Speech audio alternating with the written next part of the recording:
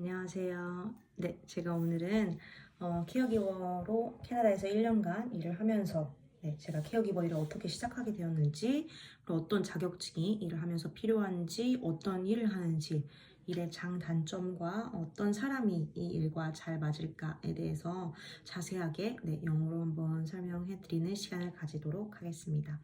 첫 번째로는 How I start working as a caregiver in Canada. I didn't even plan to become a caregiver at first.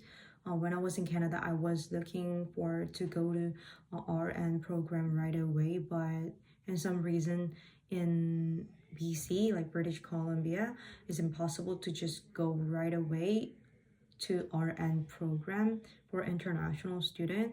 That is why I believe that the caregiver is the first step to get a PR, and after that, I would like to go to RN later.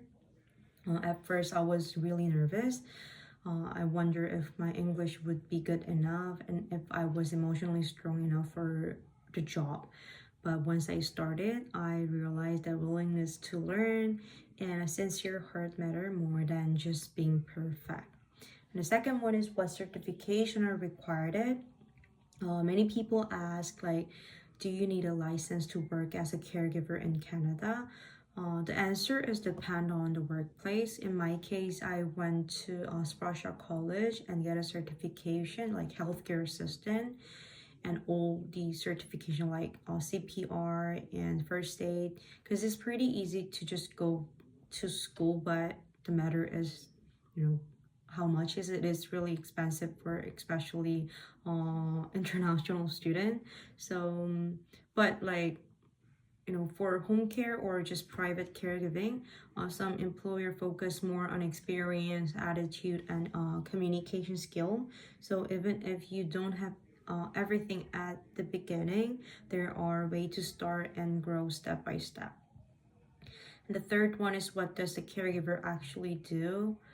As a caregiver, my main role was to support people in their daily life. This includes helping with personal care, such as bedding, dressing, and mobility. I was also helping with daily routine like meal preparation, life housekeeping, and medication reminder. But more than physical tasks, emotional support was a huge part of the job. Sometimes what client needed most was someone who would listen, sit with them, and make them feel safe and respected. Caregiving is not just about doing tasks, it's something about being present.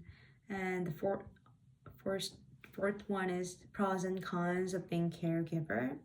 The good way to become a caregiver is, the biggest advantage of this job is that it feels very meaningful and rewarding.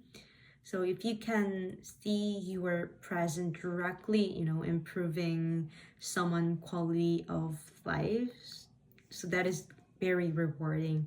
So another positive aspect is flexibility, like many caregiver job offer flexible schedule. So if you want to work just Monday, Tuesday, your company say is okay, then it's okay.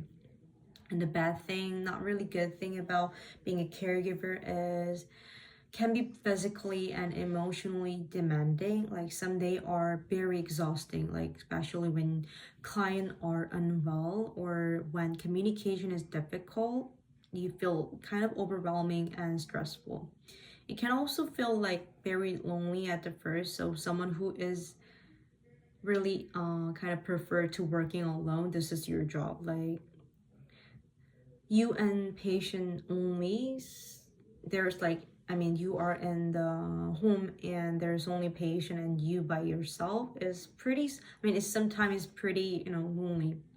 But I believe this challenges are also what make your job meaningful. And the last one is, who is this job best for? Like caregiving is a great fit for people who are patient, empathetic, and emotional stable. You don't have to be perfect, but you need to genuinely care about others. This job is especially suitable for people who are interested in healthcare, nursing, like me or social work. So if you like listening to people's story, like you can get close with the elderly people and helping them maintain dignity and making small but real differences, this job might be right for you. Working as a caregiver in Canada changed me. I believe that 네, 이게 제가 준비한 전부고요. 더 궁금하신 점이 있다면 댓글로 적어주시면 감사하겠습니다.